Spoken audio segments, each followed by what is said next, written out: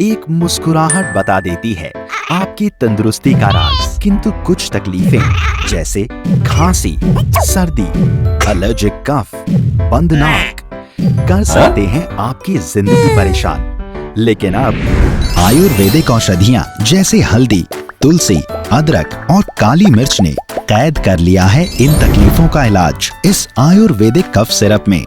जी हाँ, हल्दी कफ। हल्दी और तुलसी का असर करे सर्दी और खांसी को बेअसर।